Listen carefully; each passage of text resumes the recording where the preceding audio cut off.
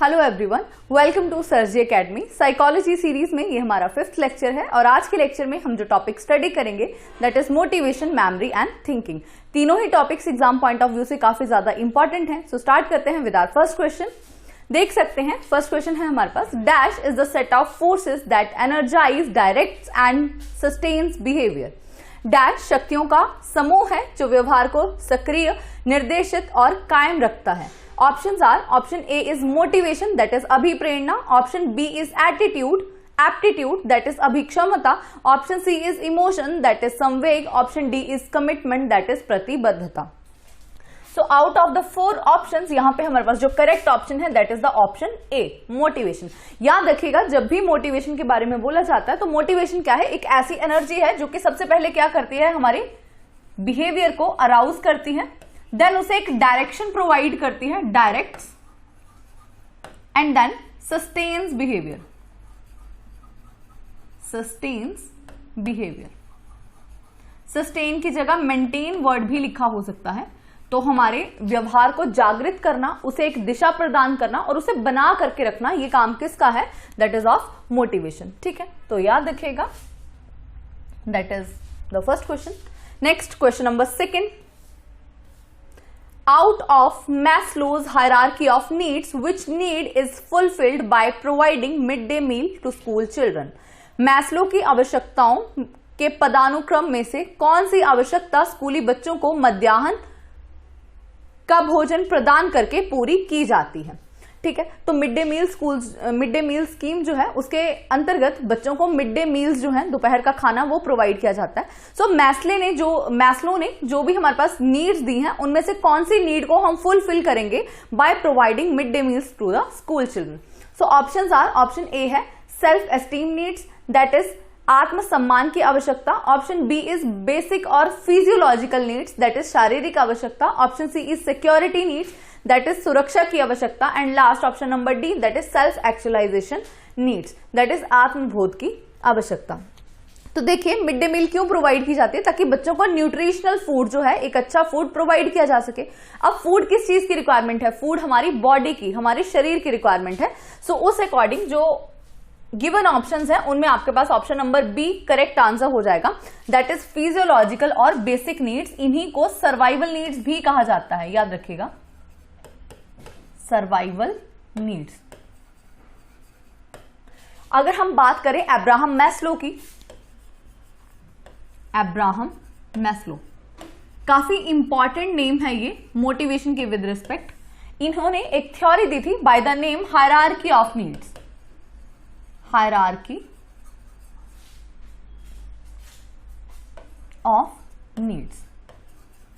इस थ्योरी को और क्या कहा जाता है, तो also called as need theory of motivation, need theory of motivation. अब इसमें इन्होंने बताया है कि total of 5 types of needs होती हैं जिनको फुलफिल करने के लिए एक व्यक्ति काम करता है। सो हायरार्कियल ऑर्डर में इन्होंने डिफाइन किया है उन 5 टाइप्स ऑफ नीड्स को। सबसे पहले बेसिक में हमारे पास आती हैं फिजियोलॉजिकल नीड्स, फिजियोलॉजिकल नीड्स। इन्हीं को बेसिक नीड्स या फिर सर्वाइवल नीड्स भी कहा जाता है, कि जीवन जीने के लिए जो सबसे मूलभूत स्तर की आवश्यकताएं हैं, जैसे कि रोटी है, मतलब फूड कह सकते हैं, शेल्टर कह सकते हैं, क्लोथिंग, एयर, वाटर, ये सारी चीजें। सेकंड में हमारे पास आती है सिक्योरिटी नीड्स, सुरक्षा की आवश्यकता। अब सिक्योरिटी में क्या चाहिए हमें, तो फ्रीडम, एम्प्लॉयमेंट, शेल्टर, रोज के लिए, वो सारे आ जाएंगे सिक्योरिटी में। इसके बाद थर्ड है love and belongingness, love and belongingness. तो लव एंड बिलोंगिंगनेस में क्या आएगा, जो भी हमारे फैमिली हैं, फ्रेंड्स, रिलेटिव्स, वो सारे आ जाएंगे लव एंड बिलोंगिंगनेस में। इसके बाद नेक्स्ट है सेल्फ एस्टीम नीड्स, आत्मसम्मान की आवश्यकता। तो हम चाहते हैं कि सोसाइटी में हमारा मान सम्मान, रुतबा होना चाहिए। So that is the self esteem needs. And last one is the need of self actualization, आत्मसिद्धि की आवश्यकता है, सेल्फ एक्चुअलाइजेशन। ठीक है, तो ये 5 टाइप्स ऑफ नीड्स हैं। इन पांचों नीड्स में जो ऊपर वाली हैं these are called as higher order needs, that is the self actualisation, और नीचे वाली कौन सी हो जाएंगी आपकी basic needs, that is the physiological needs. So mid day meal बच्चों को क्यों प्रोवाइड की जाती है, ताकि उनकी जो शारीरिक आवश्यकताएं हैं उन्हें पूरा किया जा सके। ठीक, next moving to the question number 3, Which of the following motives are considered as primary motives? निम्नलिखित में से किस उद्देश्य को प्राथमिक उद्देश्य माना जाता है? Option A is physiological motives, that is शारीरिक उद्देश्य। Option B is psychological motives, that is मनोवैज्ञानिक उद्देश्य। Option C is social motives, that is सामाजिक उद्देश्य। Option D is educational motives, that is शैक्षिक उद्देश्य। तो देखिए, सबसे पहले हमारी बॉडी, हमारा शरीर जो है वो रिक्वायरमेंट में होता है या वो हमारा ऑब्जेक्टिव होता है। अगर वो ठीक होगा तो बाकी सारी चीजें हम धीरे धीरे ठीक कर सकते हैं। सो आउट ऑफ द 4 ऑप्शंस जो हमारे प्राइमरी मोटिव्स हैं वो किसे लिया जाता है, वो लिया जाता है शारीरिक उद्देश्यों को, that is the physiological motives. तो याद रखिएगा यहां पे ऑप्शन ए जो है वो करेक्ट हो जाएगा।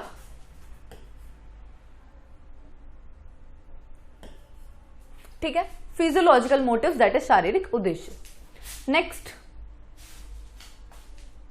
Question number 4. The thinking process involved in producing an idea or concept that is new, original and useful is termed as.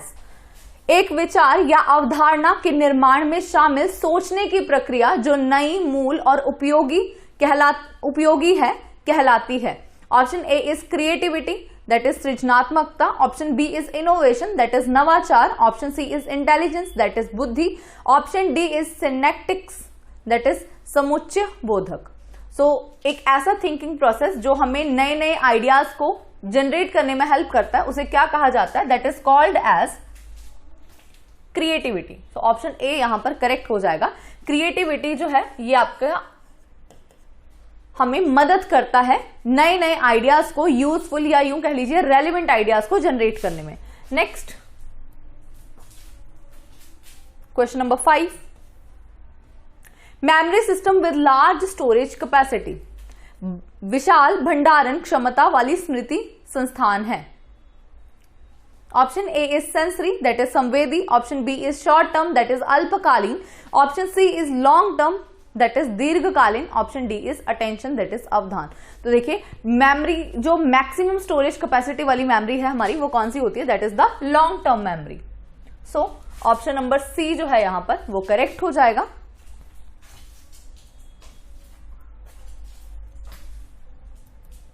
Next question number 6, which type of factor motivation is, अभिप्रेरणा किस प्रकार का कारक है। Option A is physical, that is शारीरिक। Option B is social, that is सामाजिक। Option C is psychological, that is मनोवैज्ञानिक। Option D is cultural, that is सामाजिक। तो देखिए, मोटिवेशन जो है ये कैसा कारक है, ये एक मनोवैज्ञानिक कारक है। सो उस अकॉर्डिंग ऑप्शन आपका हो जाएगा सी, साइकोलॉजिकल। ठीक है, तो याद रखिएगा जो मोटिवेशन है it is a psychological factor. Next question number 7, Which of these is not a type of long term memory? इनमें से कौन सा दीर्घकालीन स्मृति का प्रकार नहीं है। Option A is declarative memory. Option B is working memory. Option C is episodic memory. Option D is semantic memory. तो घोषणात्मक स्मृति, क्रियाशील स्मृति, प्रासंगिक स्मृति एंड लास्ट वन इज अर्थपरक स्मृति। So out of the 4 options यहां पे लॉन्ग टर्म मेमोरी कौन सी नहीं होती है, दैट इज वर्किंग मेमोरी। जो वर्किंग मेमोरी है इसे कहा जाता है, जो वर्किंग मेमोरी है ये आपकी होती है short term memory, that is STM. एक क्वेश्चन किसी एग्जाम में ये भी पूछा गया था कि एसटीएम स्टैंड्स फॉर, तो याद रखिएगा STM stands for short term memory, short term memory. और यही जो एसटीएम है शॉर्ट टर्म मेमोरी, इसी को वर्किंग मेमोरी, इसी को एक्टिव मेमोरी भी कहा जाता है। तो जो भी हम डेली के काम करते हैं या जो भी रोजमर्रा के हम डिसीजंस लेते हैं उनमें कौन सी मेमोरी का इस्तेमाल होता है, that is the short term memory. और बाकी के जो 3 है ये कौन सी है हमारे पास, लॉन्ग टर्म मेमोरी। तो लॉन्ग टर्म मेमोरी को डेक्लरेटिव, मतलब लॉन्ग टर्म मेमोरी आपके पास फर्दर डिवाइडेड होती है 2 टाइप्स में, तो ये देख सकते हैं। ठीक है, तो यहां से अगर हम बात करें एलटीएम की, that is long term memory, long term memory. अब लॉन्ग टर्म मेमोरी का एग्जैक्टली टाइम ड्यूरेशन कितना है ये हम नहीं कह सकते हैं, 1 साल, 1 महीना, है ना, 10 साल, कितना भी हो सकता है, लाइफ टाइम भी हो सकता है, बट सिंपली यहाँ पे क्या है कि आपके पास इंफॉर्मेशन जो है वो लॉन्ग टर्म के लिए स्टोर रहती है। अब लॉन्ग टर्म मेमोरी जो है ये हमारे पास 2 टाइप्स की होती है, जिसमें फर्स्ट वन है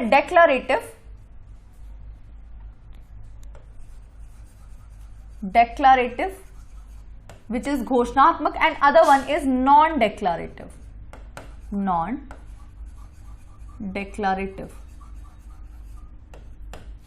जो डेक्लारेटिव मेमोरी है इसको फर्दर डिवाइड किया जाता है 2 टाइप्स में, that is episodic and semantic memory. And जो नॉन डेक्लेरेटिव है ये आपकी होती है प्रोसीजरल। सो यहां से सिंपली याद रख सकते हैं, तो अगर आप इन चारों ऑप्शंस को देखेंगे तो सिमेंटिक भी ऑप्शन है, एपिसोडिक भी है एंड डेक्लेरेटिव भी है। तो ये तीनों टाइप्स आपके लॉन्ग टर्म मेमोरी के हैं। जो वर्किंग मेमोरी है it is a part of short term memory. ठीक है, नेक्स्ट देख सकते हैं question number 8। Organised factual knowledge is, option A is semantic memory, option B है episodic memory, option C is procedural memory, option D is none of these. व्यवस्थित तथ्यात्मक ज्ञान है, अर्थपरक स्मृति, घटनापरक स्मृति, क्रियात्मक स्मृति, या फिर इनमें से कोई नहीं। तो याद रखेगा ऑर्गेनाइज्ड फैक्चुअल नॉलेज जो है ये आपकी होती है सिमेंटिक मेमोरी। तो हमने बात की थी एपिसोडिक और सिमेंटिक की लास्ट अभी क्वेश्चन में। एपिसोडिक मेमोरी कौन सी होती है, जहां पे आपको याद रहता है प्रॉपर इंफॉर्मेशन का अबाउट लाइक एन इवेंट। जैसे कोई इवेंट है आपकी लाइफ के, कोई स्पेशल इवेंट्स हैं, कोई स्पेशल आपने कोई चीज सेलिब्रेट की थी या कहीं घूमने गए थे, तो वो जो इवेंट्स आपको याद हैं that is in the form of episodic memory. Semantic memory कौन सी होती है, जहां पे आपको फैक्चुअल नॉलेज हो। अर्थपरक स्मृति याद रखिएगा, अर्थ से संबंधित होती है ये, किसी भी चीज के अर्थ से स्मृति। जैसे यूं कह सकते हैं कि कोई भी फैक्ट्स हैं जो आपको एग्जैक्टली याद हैं, तो वो किसके अंडर आएंगे, वो आएंगे आपके सिमेंटिक मेमोरी के अंडर। सो ऑर्गेनाइज्ड मतलब व्यवस्थित तरीके से, और फैक्चुअल नॉलेज जो है आपकी तथ्यात्मक ज्ञान, वो किसके अंडर आता है, that comes under semantic memory. ठीक है, next question number 9। According to Maslow some needs grow stronger when unsatisfied. Maslow called this as, Maslow के अनुसार असंतुष्ट होने पर कुछ जरूरतें मजबूत हो जाती हैं। मैस्लो ने इन्हें इस रूप में बताया है। तो मैस्लो के अकॉर्डिंग आपको बताना है कि कौन सी ऐसी नीड्स हैं जो फुलफिल ना हो तो और ज्यादा स्ट्रांग हो जाती हैं। Option A is being of needs, that is जरूरतों के नाते। Option B is primary needs, that is प्राथमिक आवश्यकताएं। Option C is deficiency needs, that is कमी की जरूरत। Option D is growth needs, that is विकास की जरूरत। So out of the 4 options यहां पे आपका ऑप्शन नंबर सी जो है वो करेक्ट हो जाएगा। Deficiency needs are the needs जो कि स्ट्रॉन्गर होती जाती हैं अगर वो अनसेटिस्फाइड रहें। ठीक है,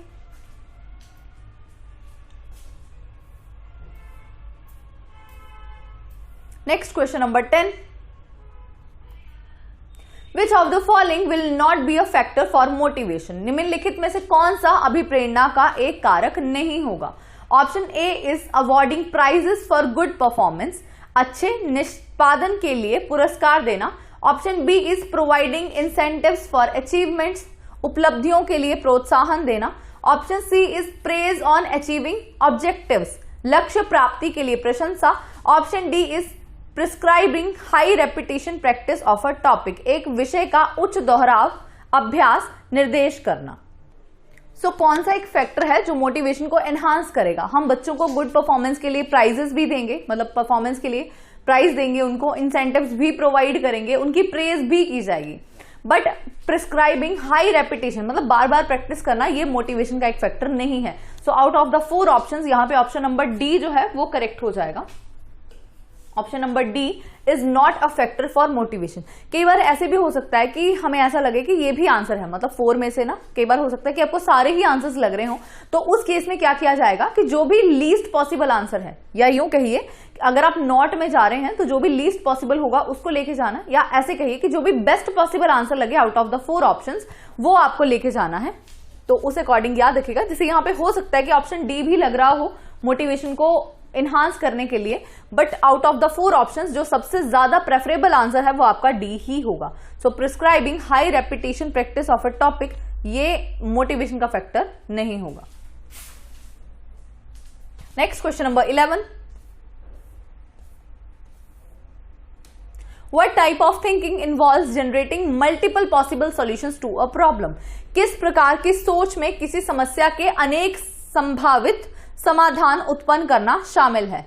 option A is convergent thinking, that is अभिसारी सोच। Option B is divergent thinking, that is अपसारी सोच। Option C is logical thinking, that is तार्किक सोच। Option D is analytical thinking, that is विश्लेषणात्मक सोच। So out of the 4 options यहां पे याद रखेगा, जो डाइवर्जेंट थिंकिंग होती है, divergent thinking involves finding out the multiple possible solutions to a single problem.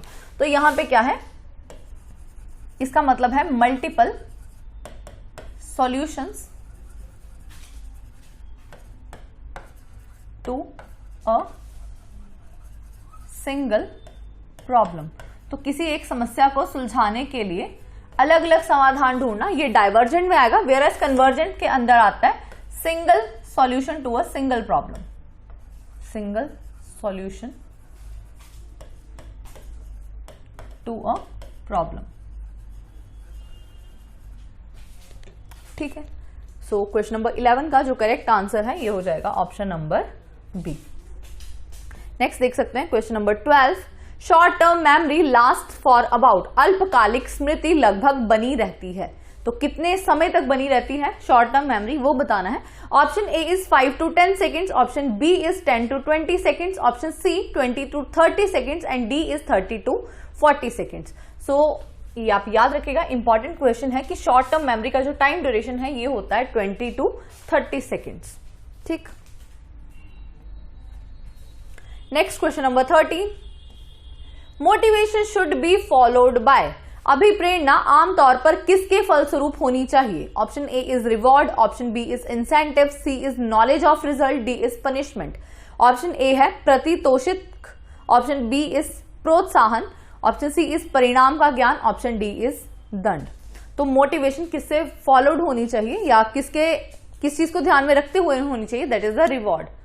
तो motivation should be followed by reward. Option A जो है यहां पर वो करेक्ट हो जाएगा। ठीक है, next question number 14, thinking is essentially, चिंतन अनिवार्य रूप से है, मतलब क्या है वो बताएंगे। Option A is physical phenomena, that is एक भौतिक घटना। Option B is cognitive activity, एक संज्ञानात्मक गतिविधि। Option C is a psychomotor process, एक मनोप्रेरणा प्रक्रिया। Option D is an affective behaviour, एक प्रभावशाली व्यवहार। तो थिंकिंग जो है ये हमारे मेंटल प्रोसेसेस के अंडर आती है, और मेंटल प्रोसेसेस किसका पार्ट है? ये पार्ट है कॉग्निटिव डोमेन का। तो उस अकॉर्डिंग आप कह सकते हैं कि थिंकिंग क्या है? एक कॉग्निटिव एक्टिविटी है। ठीक, next question number 15, survival needs motivate the organism to, जीवित रहने की आवश्यकताएं जीव को प्रेरित करती हैं।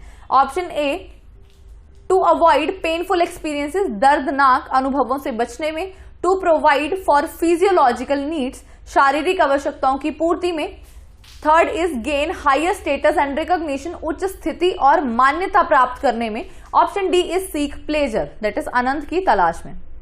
तो जब हमने मैस्लो की थ्योरी पीछे डिस्कस की तो उसमें हमने बात की थी कि सर्वाइवल नीड्स किसे कहा जाता है? फिजियोलॉजिकल नीड्स को। तो उस अकॉर्डिंग जो आपका ऑप्शन नंबर बी है यहां पर वो करेक्ट हो जाएगा, टू प्रोवाइड फिजियोलॉजिकल नीड्स। तो याद रखिएगा, शारीरिक आवश्यकताओं की पूर्ति में जो सर्वाइवल नीड्स हैं ये एक ऑर्गेनिज्म को मोटिवेट करती हैं। Next question number 16, encoding is the process of, code संकेतन डैश की एक प्रक्रिया है। Option A is forgetting, option B is motivation, option C is memory, option D is emotion. तो विस्मरण, अभिप्रेरणा, स्मृति या फिर संवेग। सो एनकोडिंग किसका पार्ट है? याद रखिएगा, encoding is a part of memory. Basically memory के 3 एलिमेंट्स हैं इंपॉर्टेंट, या मेमोरी का जो साइकिल चलता है उसमें 3 इंपॉर्टेंट एलिमेंट्स कौन कौन से? सबसे पहले आता है एनकोडिंग। तो सबसे पहले हम इंफॉर्मेशन को एनकोड करते हैं। एनकोडिंग के बाद किया जाता है स्टोरेज, उस इंफॉर्मेशन को हम स्टोर करके रखते हैं। And then finally retrieval.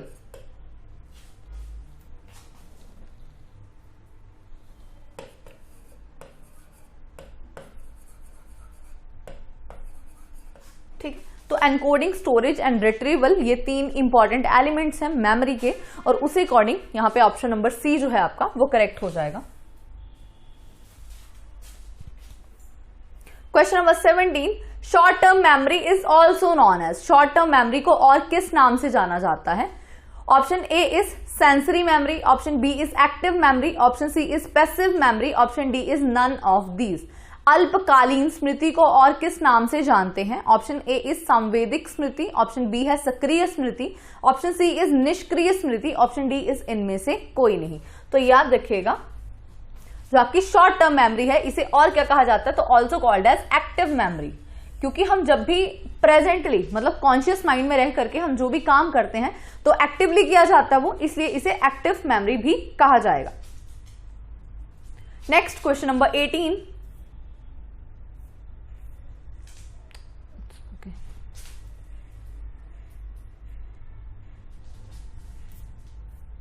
Question number 18 है, a teacher can enhance motivation among the students in his class through, एक शिक्षक अपनी कक्षा में छात्रों के बीच प्रेरणा को बढ़ा सकता है। ऑप्शन ए है by praise and reward, that is प्रशंसा एवं पुरस्कार के द्वारा, option B is use of suitable teaching methods, उपयुक्त शिक्षण विधियों के द्वारा, option C is congenial classroom environment, कक्षा में अनुकूलित वातावरण के द्वारा, option D is all of these, that is उपरोक्त सभी। तो एक टीचर अपनी क्लास में मोटिवेशन को कैसे इनहांस कर सकता है? तो इन सभी मेथड्स के द्वारा, पनिशमेंट एंड रिवॉर्ड के द्वारा, different use of teaching ads आप कह सकते हैं, अच्छे अच्छे जो शिक्षण विधियां हैं उसके द्वारा, और क्लास में एक अच्छा अनुकूलित वातावरण बना करके। सो क्वेश्चन नंबर 18 का जो करेक्ट आंसर है that is option D, all of these. ठीक, नेक्स्ट है 19, energised and directional behaviour is, ऊर्जावान व दिशा निर्देशित व्यवहार है। Option A is aptitude, that is अभिक्षमता, option B is attitude, that is अभिवृत्ति, option C is motivation, that is अभिप्रेरणा, option D is learning, that is अधिगम। सो एनर्जाइज्ड और डायरेक्शनल बिहेवियर कौन सा है? ये हमने फर्स्ट क्वेश्चन में भी डिस्कस किया था कि एक ऐसा बिहेवियर जो हमें एनर्जी, मतलब एक ऐसी एनर्जी जो हमारे बिहेवियर को क्या करती है? अराइज करती है, उसे डायरेक्शन प्रोवाइड करती है, that is called as motivation. तो ऑप्शन नंबर सी यहां पर करेक्ट आंसर हो जाएगा। ऊर्जावान और दिशा निर्देशित व्यवहार जो है that is the motivation. Next देख सकते हैं question number 20, first stage in motivation cycle is, अभिप्रेरणात्मक चक्र की पहली स्टेज, पहली अवस्था कौन सी है? Option A is goal, that is लक्ष्य, option B is drive, that is अंतनोद, option C is incentive, that is प्रलोभन, ऑप्शन डी इज आवश्यकता, दैट इज नीड। तो याद रखिएगा, नीड जो है that is the first step या first stage of motivation cycle. तो ऑप्शन डी यहां पर करेक्ट हो जाएगा। अगर हम देखें मोटिवेशन साइकिल के बारे में, मोटिवेशन साइकिल तो सबसे पहले आता है need, then drive, then arousal,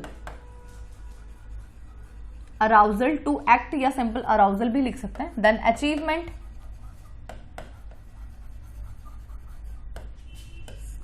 achievement के बाद आएगा reduction of arousal, reduction of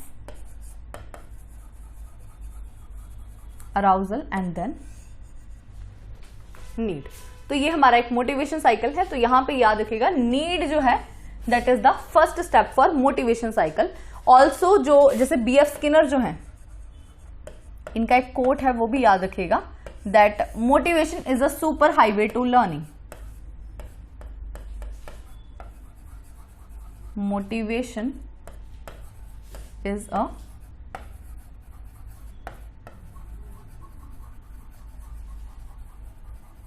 super highway to learning, that is अभिप्रेरणा अधिगम का राजमार्ग है। ठीक है, तो कोई भी चीज जैसे कि लर्निंग ही हमारी ये पर्पसिव होती है और गोल डायरेक्टेड, तो उस अकॉर्डिंग नीड है, कोई ना कोई नीड होगी तभी हम कोई काम करेंगे। So need is the first step या फिर first stage of motivation cycle.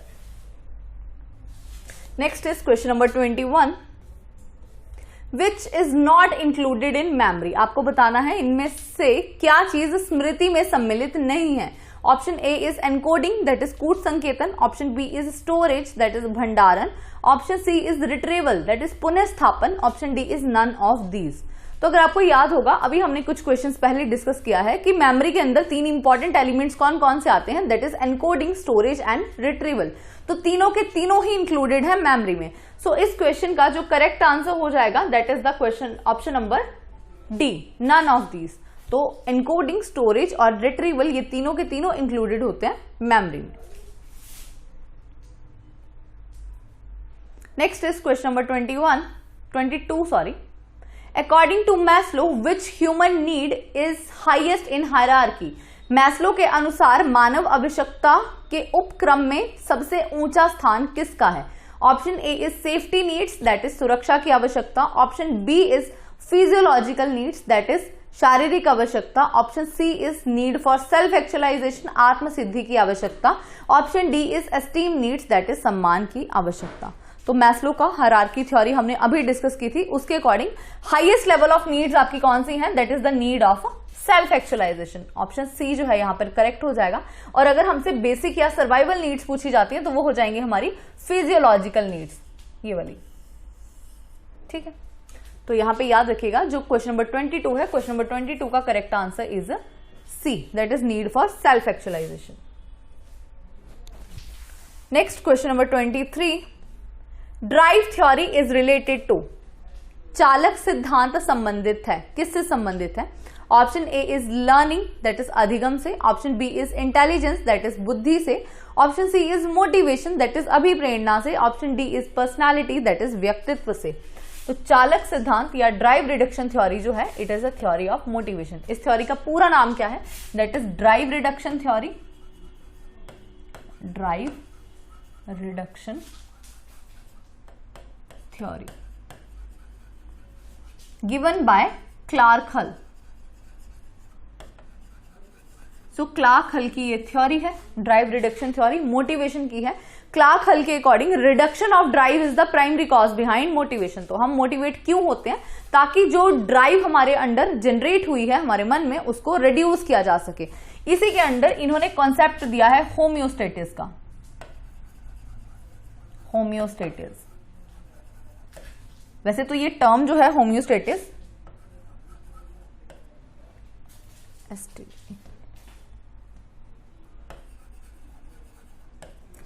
जो टर्म है ये homeostasis, it was coined by Cannon. तो ये भी क्वेश्चन पहले पूछा गया है एग्जाम में। Term homeostasis was coined by Cannon. और अकॉर्डिंग टू क्लार्क हल हर एक व्यक्ति जो है वो इस स्टेट पे पहुंचना चाहता है। ये क्या है? आपकी स्टेट ऑफ बैलेंस, संतुलन की अवस्था आप कह सकते हैं, स्टेट ऑफ बैलेंस। मतलब यूं कहिए कि अगर हमारे मन में होम्योस्टेटिस है इट मींस हम बैलेंस्ड वे में हैं, कोई भी ड्राइव जो है वो हमें परेशान नहीं कर रही है। लेकिन अगर कोई ना कोई इच्छा होगी हमारे अंदर, कोई ना कोई काम करने का हमारा मन करेगा, तो that means that is a state of lack of homeostasis. और उस टाइम पे हमारे मन में जो ड्राइव है उसकी रिडक्शन करना जरूरी है। So that's why according to Clark Hull simply reduction of drive is the primary cause behind motivation. तो ये 2-3 टर्म्स हैं, ये आप याद रखिएगा। एक तो ये थ्योरी है किसकी है? तो ये मोटिवेशन की थ्योरी है। किसने दी है? क्लार्क हल ने। और इसी में कॉन्सेप्ट आता है होम्योस्टेटिस का, that was coined by Cannon. Next question number 24, organizing the string of letters B F J T A V K C into JFK/TV-CAB is an example of. तो ये जो लिख रखा है जैसे BFJ, मतलब ऐसे सिंगल लेटर्स में है, इनको अगर आप ऐसे पार्टीशन कर देते हैं तो इसे क्या कहा जाएगा? किस चीज का एग्जाम्पल है ये? Option A is simplifying that is सरलीकरण, option B is classification that is वर्गीकरण, option C is seriation that is क्रमांकन, option D is chunking that is खंडों में विभाजित करना। तो याद रखिएगा ये जो मतलब इस तरह से जो पार्टीशन की जाती है ये है चंकिंग का एग्जांपल। सिंपली चंकिंग क्या है? Chunking is a process of dividing complex या डिफिकल्ट कह सकते हैं, difficult problems into smaller parts.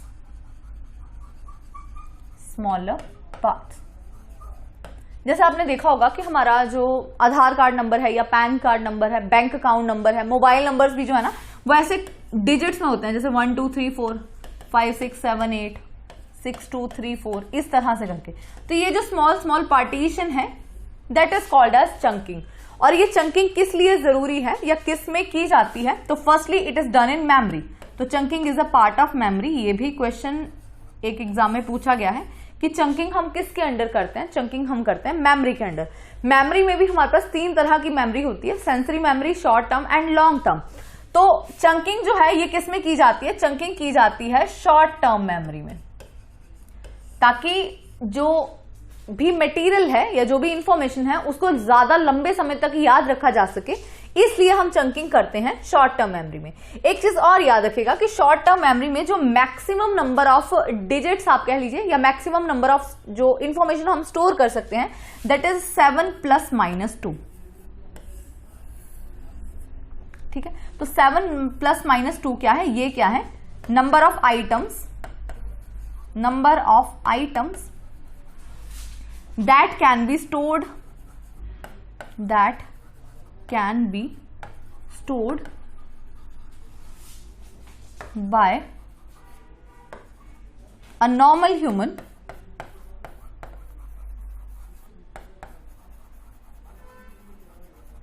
in its short term memory। तो शॉर्ट टर्म मेमोरी में सामान्यतः जो इंफॉर्मेशन स्टोर की जाती है वो कितने डिजिट्स की या कितनी होगी? तो दैट इज 7 ± 2। और ये जो फॉर्मूला है ये किसने दिया है? ये दिया है जॉर्ज ए मिलर। तो सिंपली आप मिलर करके याद रख सकते हैं। तो अगर पूछा जाए कि 7 ± 2 फॉर्मूला किससे रिलेटेड है, तो ये रिलेटेड है आपका मेमोरी से। चंकिंग किससे रिलेटेड है? ये भी रिलेटेड है मेमोरी से। चंकिंग कहां की जाती है? तो ये की जाती है शॉर्ट टर्म मेमोरी में, सो दैट इंफॉर्मेशन को लंबे समय तक याद रखा जा सके। ठीक, नेक्स्ट देख सकते हैं क्वेश्चन नंबर 25।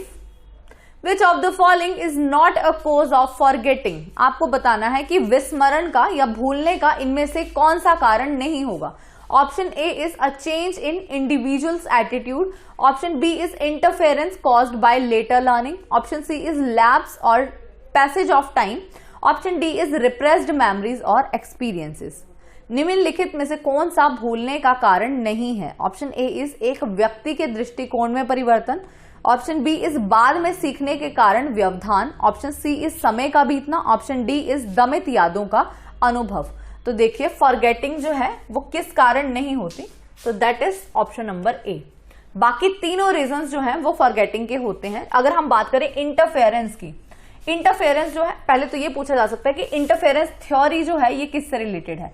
तो इंटरफेरेंस थ्योरी जो है ये आपकी थ्योरी है फॉरगेटिंग की। ठीक है, 2 टाइप्स ऑफ इंटरफेरेंस होती है। एक होती है प्रोएक्टिव इंटरफेरेंस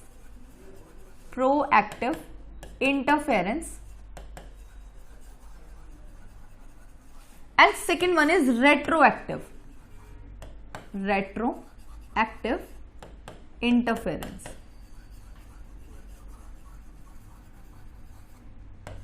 ठीक है, देखिए प्रोएक्टिव सबसे पहले तो इंटरफेरेंस समझते होंगे। इंटरफेयर करने का मतलब होता है हस्तक्षेप करना किसी चीज में। तो जब भी आपकी न्यू लर्निंग जब भी इंटरफेयर करती है ओल्ड लर्निंग में, इंटरफेयर्स इन ओल्ड लर्निंग, तो जब भी नई कोई चीज पुरानी चीज को सीखने में बाधा बने then it is called as proactive interference. Whereas it's ये उल्टा हो गया। प्रोएक्टिव में क्या होता है? ओल्ड लर्निंग जो है ये इंटरफेयर करेगी। ओल्ड लर्निंग इंटरफेयर्स इन न्यू लर्निंग।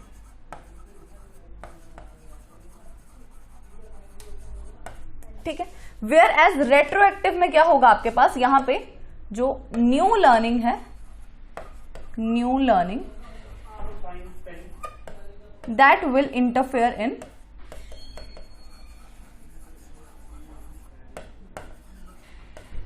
Old learning. तो जब भी नई सीखी हुई चीज पुरानी चीज को याद रखने में बाधा बने तो वो आपकी रेट्रोएक्टिव है, और जब भी पुरानी लर्निंग नई लर्निंग में इंटरफेयर करे तो वो आपकी हो जाएगी प्रोएक्टिव, और जब भी न्यू लर्निंग इंटरफेयर करेगी तो वो हो जाएगी रेट्रोएक्टिव। तो ये 2 टाइप्स ऑफ इंटरफेरेंस है। इसके बाद नेक्स्ट है आपके पास लैप्स और पैसेज ऑफ टाइम। तो जैसे जैसे समय बीतता है चीजें हमें भूलना शुरू हो जाती हैं। And last one is repressed emotions या रिप्रेस्ड मेमोरीज। तो जब भी किसी मेमोरी को हम रिप्रेस करते हैं, रिप्रेस का मतलब होता है दमन करना, और दमन कहां पे करेंगे, हमारे अनकॉन्शियस माइंड में। तो जब भी अनकॉन्शियसनेस में हम किसी इंफॉर्मेशन को भेजते हैं तो वो हमारी रिप्रेस्ड मेमोरीज में आती हैं, और ये भी एक कॉज है फॉरगेटिंग का। तो आउट ऑफ द 4 ऑप्शंस जो ऑप्शन नंबर ए है वो हो जाएगा करेक्ट। नेक्स्ट देख सकते हैं question number 26। Out of box thinking is related to. Out of box चिंतन का संबंध डैश से है। Option A is memory based thinking, that is स्मृति आधारित चिंतन। Option B is divergent thinking, that is अपसारी चिंतन।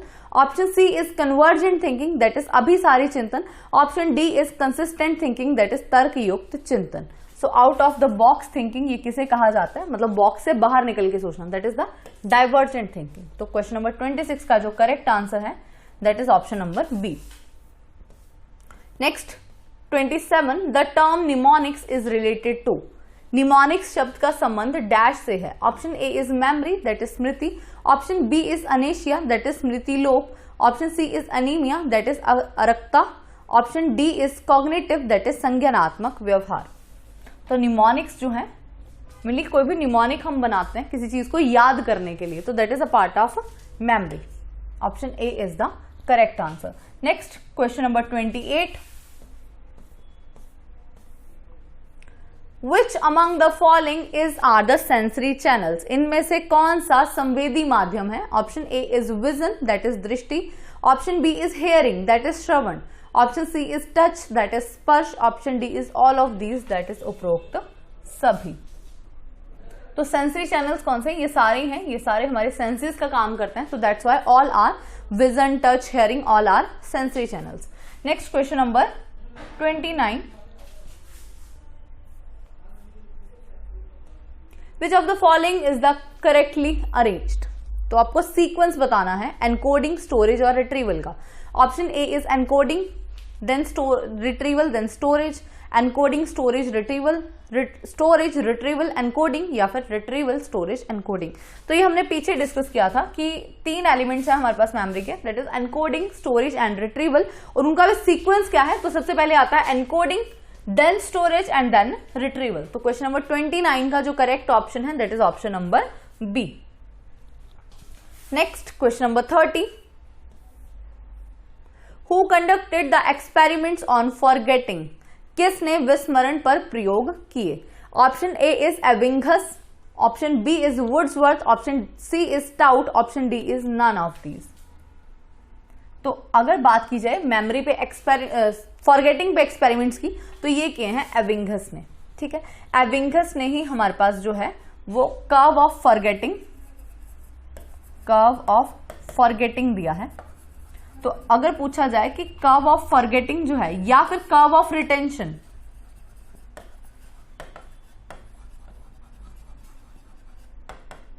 किसने दिए हैं? तो ये दिए हैं एबिंगस ने। इन कर्व्स में बेसिकली ये बताते हैं कि समय के साथ साथ कितनी इंफॉर्मेशन जो है वो हमें याद रहती है या फिर भूल जाती है। तो एबिंगस जो है वो काफी ज्यादा इंपॉर्टेंट नेम है फॉरगेटिंग से रिलेटेड। इन्हीं की एक थ्योरी भी है डिके थ्योरी या फिर डिसयूज थ्योरी।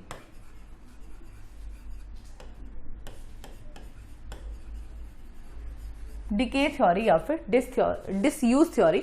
तो अगर हम इंफॉर्मेशन को काफी लंबे समय तक अगर रिकॉल नहीं करेंगे तो वो इंफॉर्मेशन हमारे माइंड से ऑटोमेटिकली क्या हो जाएगी? डिके हो जाएगी। तो एबिंगस से आप इतना सा याद रखिएगा, काफी इंपॉर्टेंट नेम है ये रिगार्डिंग फॉरगेटिंग। नेक्स्ट देख सकते हैं question number 31 and last for today, the tendency for the previous learning to inhibit the recall of later learning is called. ठीक है, पिछली सीख को नई सीख को याद करने से रोकने की प्रवृत्ति को कहा जाता है। Option A is encoding failure, option B is retroactive inhibition, option C is proactive inhibition, option D is repression. तो कूट संकेतन विफलता, पूर्व व्यापी निषेध, सक्रिय निषेध या फिर दमन। तो हमने अभी बात की थी कि फॉरगेटिंग में हमारे पास टर्म आती है इंटरफेरेंस की। बेसिकली थ्योरी है ये, इंटरफेरेंस थ्योरी।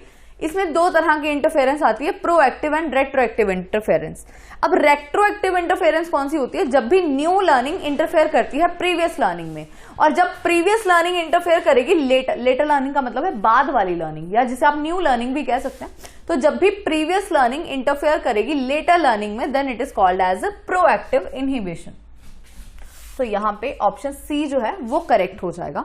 सो ये कुछ क्वेश्चंस थे regarding memory, motivation and thinking. Hopefully आपको समझ आए होंगे। ऐसे ही फर्दर भी क्वेश्चंस इसके और भी आते हैं, तो वो आप अच्छे से देख लीजिएगा। सो आज के लेक्चर में इतना ही, मिलते हैं नेक्स्ट लेक्चर में with the next topic. Thank you.